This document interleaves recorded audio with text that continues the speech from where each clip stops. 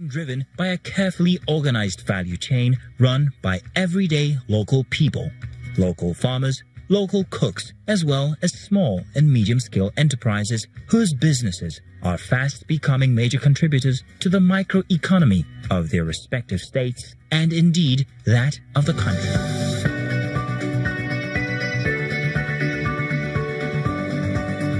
School feeding program has affected my business in a positive way. You can see now that you go around my farms. In the past, I have just 12,000 birds, laying birds. But presently, I have 20,000 birds. And I have more space for more production. Because of this home-grown school feeding program, I was able to supply 350 crates of eggs from my farm on a daily basis. My name is Abiola Yusuf. I run Winchester Farms, Nigeria Limited. I am directly involved in the National School Feeding Homegrown Program as an aggregator. We are responsible for the school. The effect on the is one, in terms of the business, it has increased our capacity. So we're still on to the Next Level 2019, and we'll have a lot of people who would want to talk about how this next level will actually advance the country forward. We have with us Senator Akpabio. What exactly is your perspective on this next level? Should Nigerians really be hopeful, or? Well, you can see that in the first level, which will end in 2019. The common people of in Nigeria, the common man on the street, the common woman on the street, the child in the school had the opportunity of tasting of the dividends of democracy. And for me, I believe strongly that we are going to be the beneficiaries of the next level. We in the south part of Nigeria, particularly in Akwa Ibom said, and Cross River said, you know, of course, spanning Abia said, when you listen to the kind of infrastructural rollout in terms of railway lines, in terms of electrification, the improvement in power, all the way down to 11,000 megawatts and all that. And the president had done much more than a lot of Nigerians knew. And I think it's good that this election is coming, because this campaign will afford a lot of Nigerians the opportunity to further appreciate the efforts of the APC administration in the last 3.5 years. I must tell you, I was very shocked. You can hear some of the infrastructural projects that were started in 2000, some 34 years ago, and were abandoned, like some of the rail lines they are talking about, and so many things that have gone. In fact, when you look at what has been done so far in the second Niger Bridge, 206 billion has just been signed for major work on the second Niger Bridge and all that. And these are things that would definitely turn around the economy of Nigeria. Talking of the second Niger Bridge, is that something we really should be looking forward to? Yeah, amazingly, something we must look forward to. If you know the lead time lost by commuters on that road, you know, because of the way the number of vehicles, the thousands of vehicles in a day,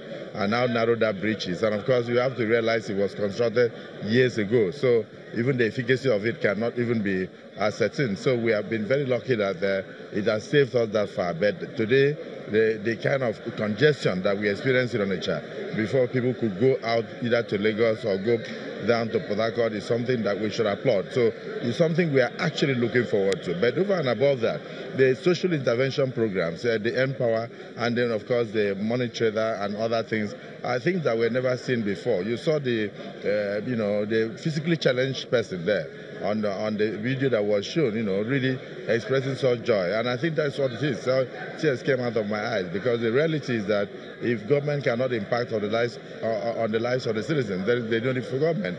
The essence of government is all about the welfare and the security of the citizens. And today, the government has done very well in the area of security. There is no local government in Nigeria today that is under Boko Haram, and it has tackled the IPOP problem, and it has tackled also the militancy in the Niger Delta. I think we are at the next level is something that we talk about peace and enduring peace, and I believe strongly that Nigeria is going to go on a trajectory of progress. Senator Akpabio, thank you very much for coming. Thank you so much. Thank you for having me.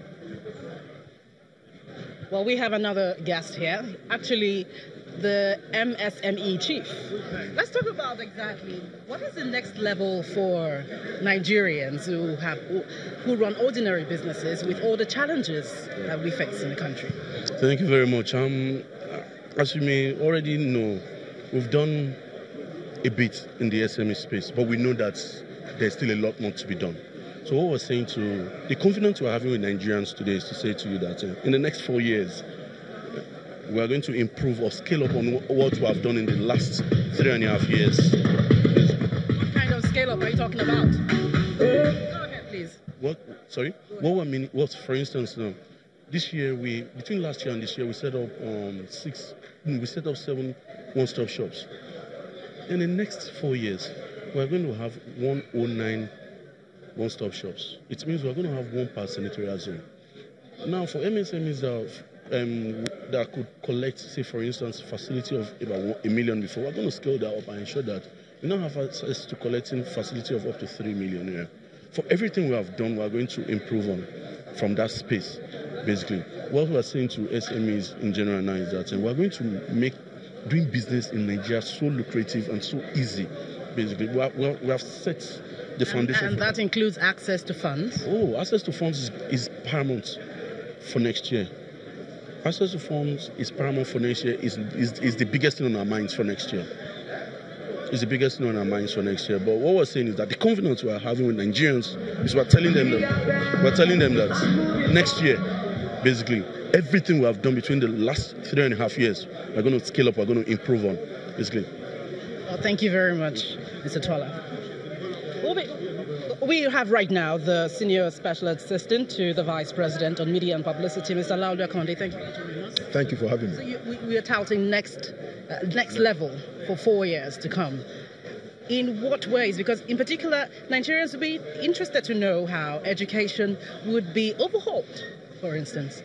So we're articulating the policies that we're going to be pursuing if, just like the President said now, if Nigerians give us the mandate for a second term in the areas of social investment, how much more we can do. For instance, we're taking the Empower program from just 500,000 otherwise unemployed graduates that have been employed. We're going to raise the number to another 1 million additional unemployed graduates that will join the program.